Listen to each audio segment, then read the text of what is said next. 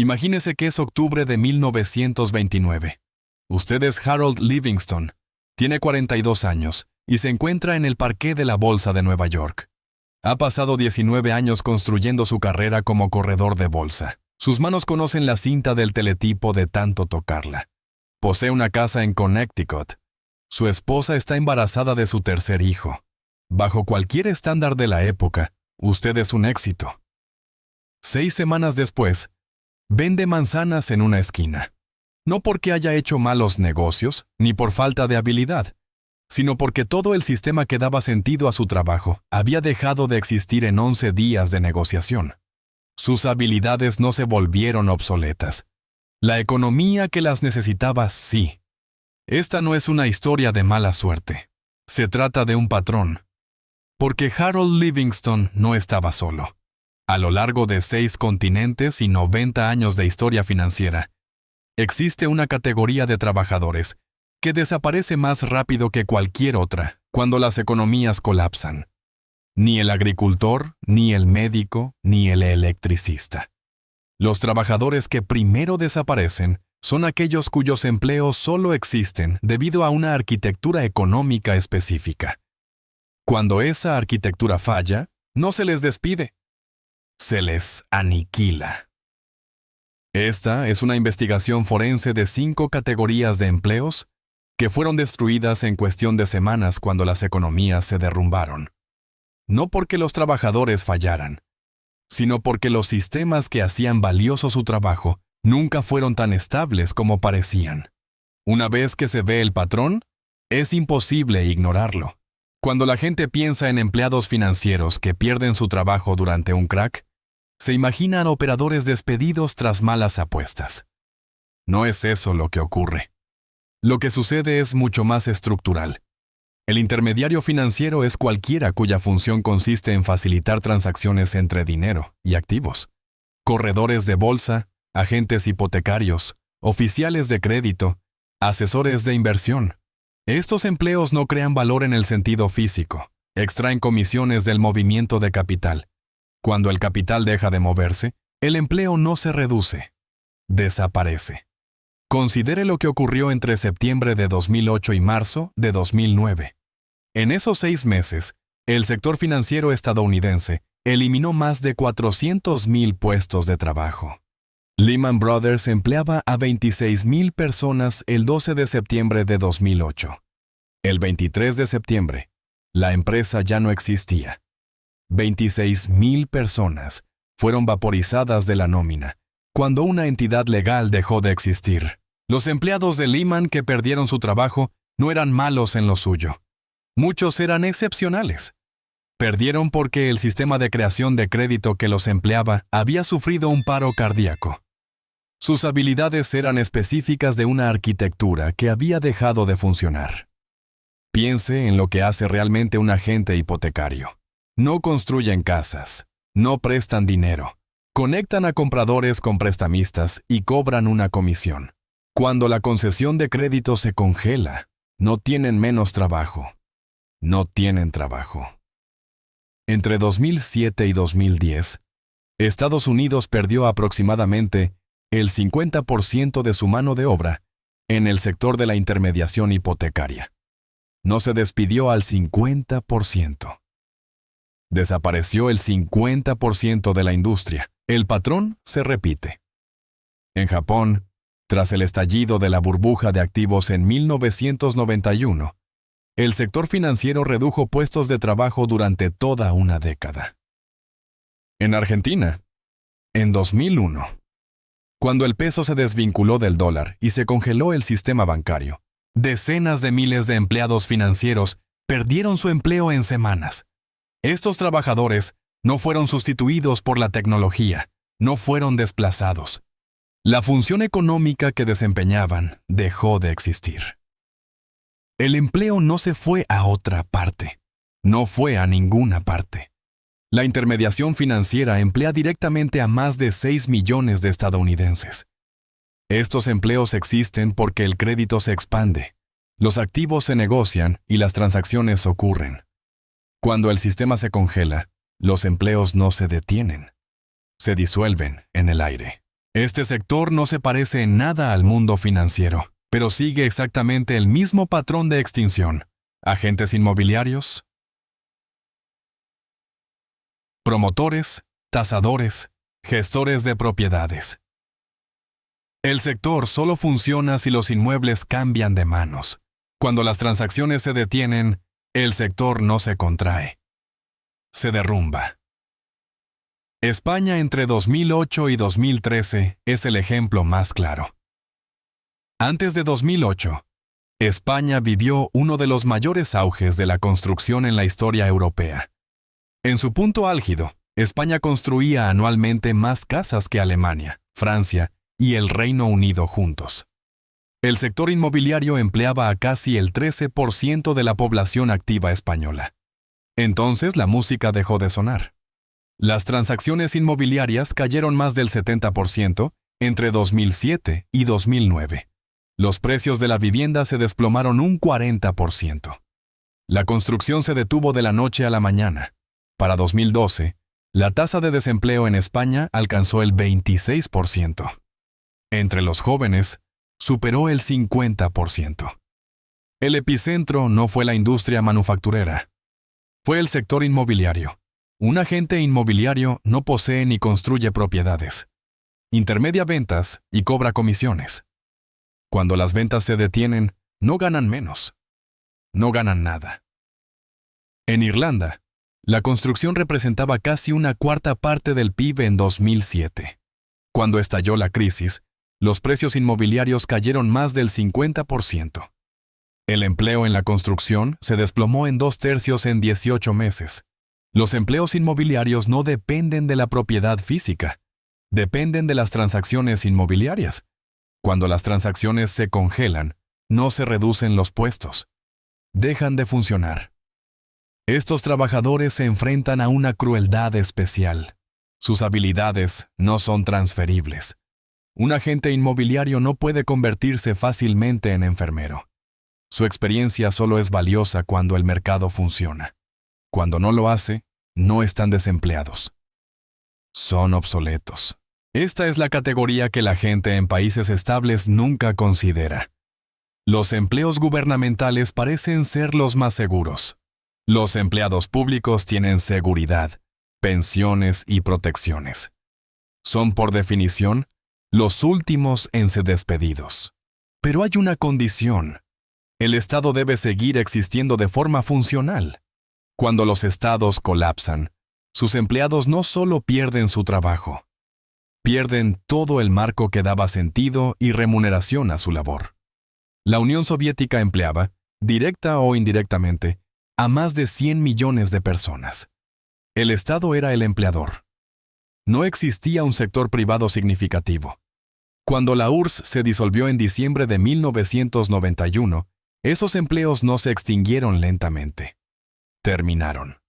Las fábricas no cerraron, dejaron de pagar a los trabajadores. Las agencias gubernamentales no despidieron a la gente, dejaron de funcionar. Los cheques de pago dejaron de llegar porque la entidad que los emitía ya no existía. Para 1992, los salarios reales en Rusia habían caído más del 40%.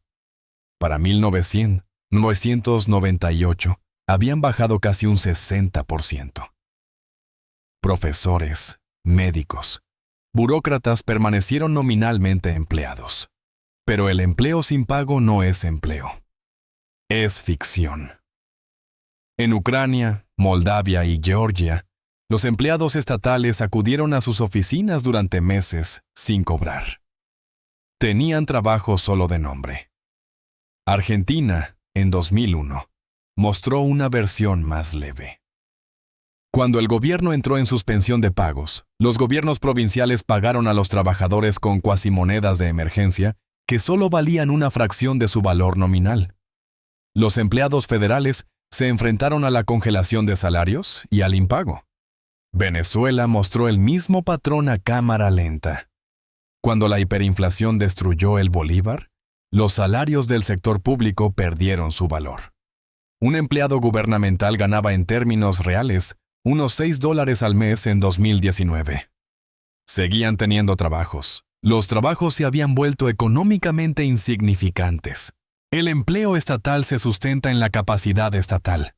Cuando el Estado pierde la capacidad de recaudar impuestos, de pedir prestado o de imprimir monedas sin consecuencias, pierde la capacidad de pagar. El empleo estatal se vuelve más teórico que económico. En países estables, esto parece imposible. Pero la estabilidad no es una ley de la naturaleza. Es un estado, y los estados cambian. Esta categoría es menos obvia, pero históricamente devastadora. En la mayoría de las economías, existe una clase de trabajadores cuyo sustento depende totalmente de la importación de bienes extranjeros. Importadores, distribuidores, minoristas de productos extranjeros, fabricantes que dependen de componentes importados.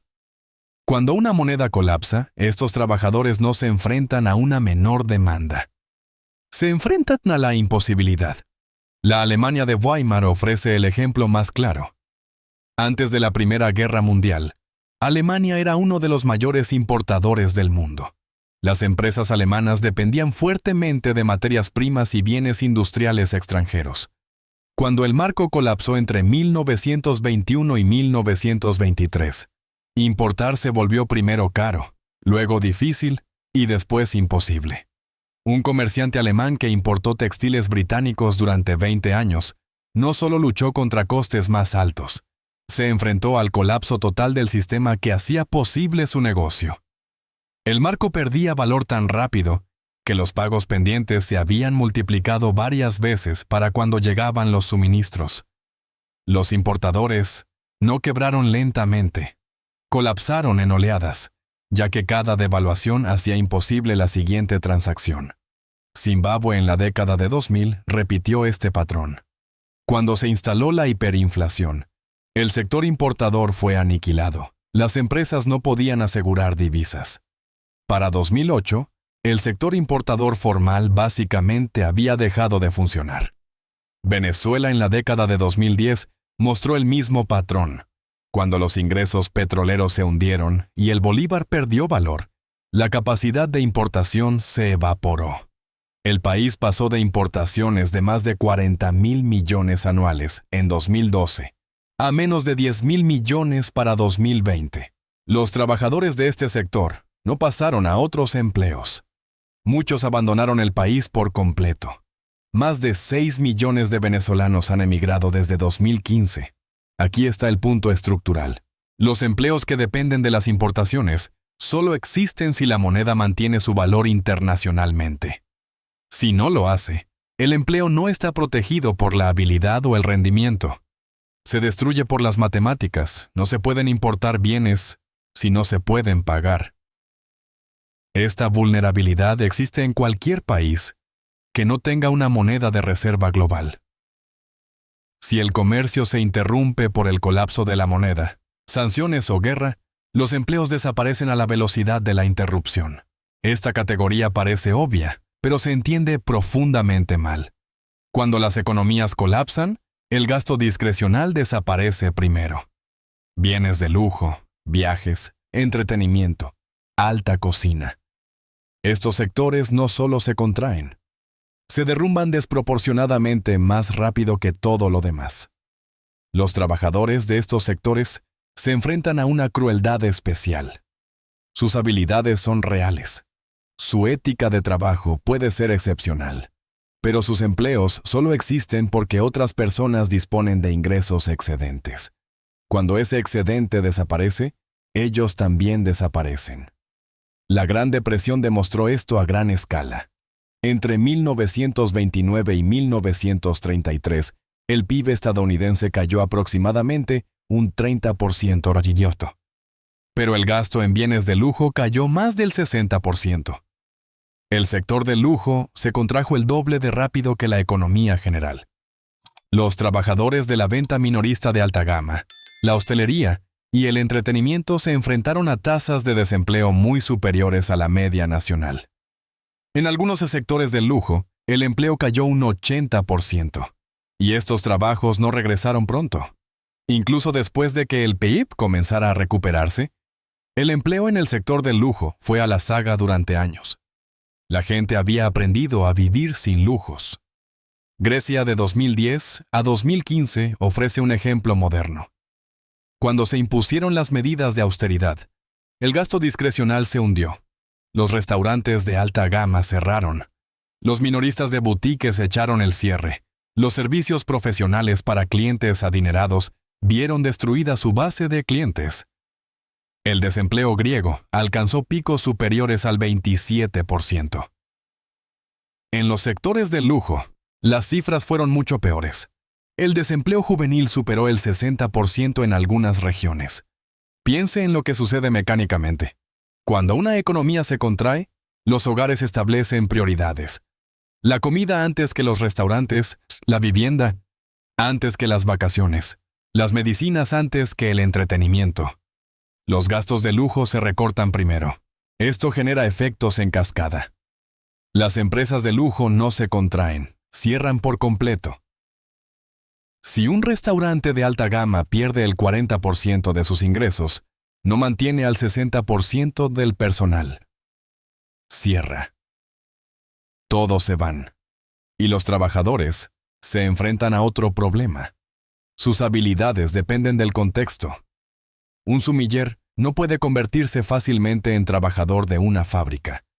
Un conserje de un hotel de lujo no puede pasar fácilmente al sector sanitario. Las habilidades que los hacían valiosos se vuelven irrelevantes. No solo pierden sus empleos, pierden todo el mercado laboral que valoraba su experiencia.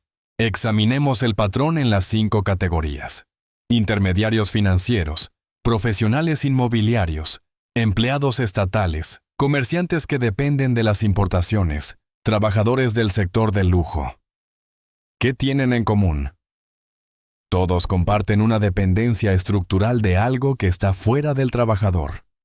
No externo en el sentido de que todos los trabajos dependen de la demanda. Externo en un sentido más fundamental. Estos empleos dependen de una arquitectura específica, un sistema de crédito, un mercado inmobiliario, un estado funcional, una moneda estable, un excedente de consumo. Cuando esa arquitectura falla, el empleo no se reduce proporcionalmente, se vuelve imposible. Un agricultor en crisis todavía tiene tierras. Todavía puede cultivar alimentos. Un electricista todavía tiene habilidades que la gente necesita. Las luces todavía tienen que funcionar. Pero un agente hipotecario sin un crédito funcional no tiene nada que vender. Un agente inmobiliario sin transacciones no tiene forma de ganar dinero. Un empleado estatal sin un estado funcional no tiene empleador. La arquitectura es el empleo. Esto explica por qué estos trabajos desaparecen de la noche a la mañana y no gradualmente. No es que la demanda baje lentamente. Es que un sistema falla y todo lo que depende de ese sistema falla con él. El crédito se congela. La concesión de préstamos se detiene. Las transacciones inmobiliarias se paralizan. Las comisiones desaparecen. La moneda colapsa. Las importaciones se vuelven imposibles. El Estado entra en suspensión de pagos. Los cheques de pago se detienen.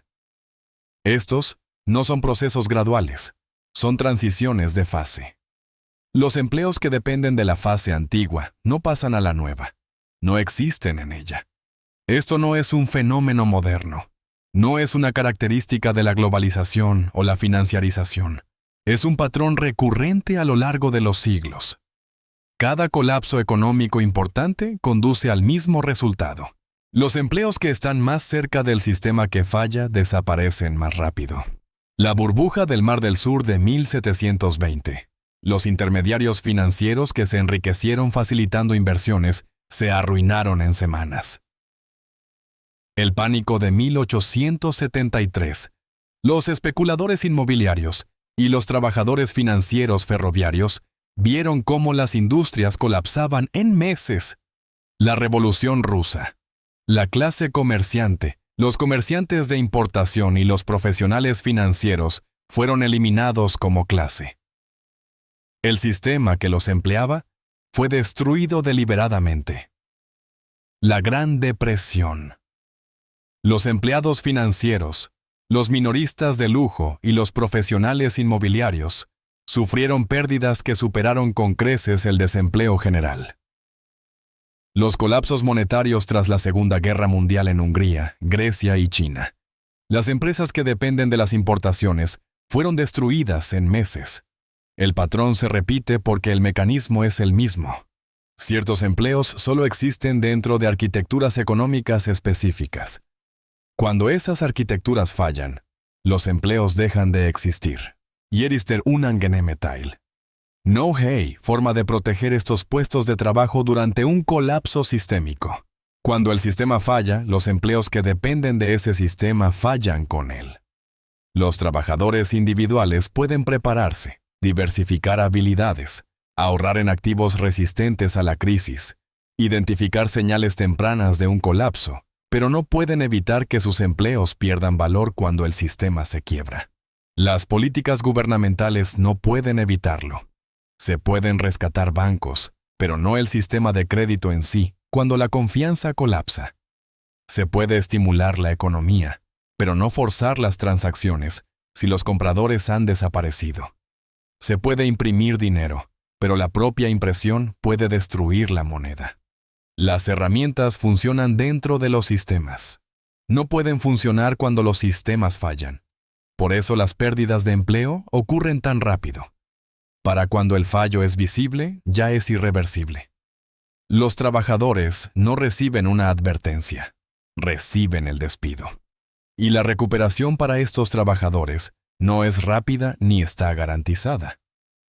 Después de 2008, muchos empleados financieros nunca regresaron a las finanzas.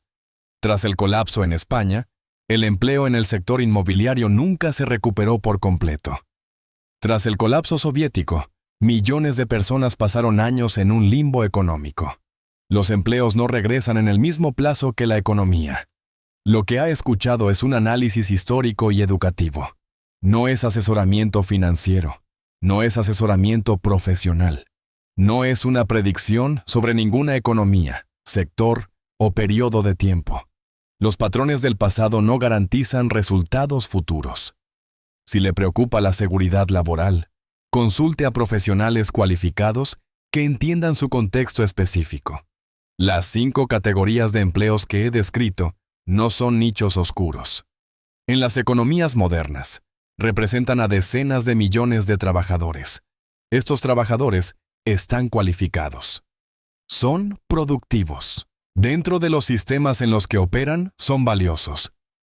Pero todos hacen la misma apuesta implícita, que los sistemas de los que dependen seguirán funcionando, que el crédito fluirá, que los inmuebles se negociarán, que los estados pagarán, que las monedas mantendrán su valor, que los consumidores tendrán excedentes.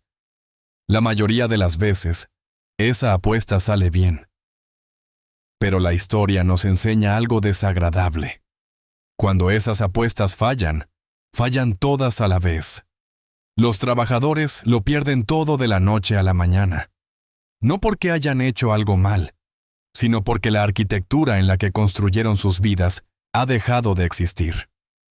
Algunos empleos son más resistentes que otros, no porque los trabajadores sean mejores, sino porque las dependencias son diferentes. El carpintero es más resistente que el agente hipotecario, el agricultor más resistente que el importador, el médico más resistente que el empleado de un spa.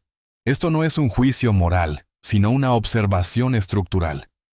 La pregunta que todo trabajador debería hacerse es: ¿de qué depende mi trabajo? ¿Qué pasa con esa dependencia si el sistema falla? La mayoría de la gente nunca se lo pregunta. Y para la mayoría, la mayor parte del tiempo, eso está bien. Pero aquellos que preguntaron, que entendieron su vulnerabilidad, que se prepararon para la posibilidad de que los sistemas pudieran fallar, no vendieron manzanas en las esquinas después de 1929. No hicieron colas para el desempleo después de 2008. No huyeron a través de las fronteras después de que las monedas colapsaran. La preparación no es pesimismo, es reconocimiento de patrones. Los patrones están ahí. Siempre han estado ahí. Obey sie sich entscheiden. Sie zu sehen, liegt bei ihnen.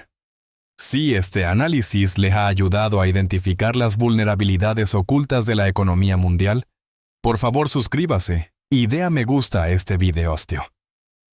Nos dedicamos a descubrir verdades históricas que otros intentan enterrar. Empiece hoy mismo a sembrar las semillas de su futuro. El próximo compartimento del tesoro de la historia se abrirá pronto.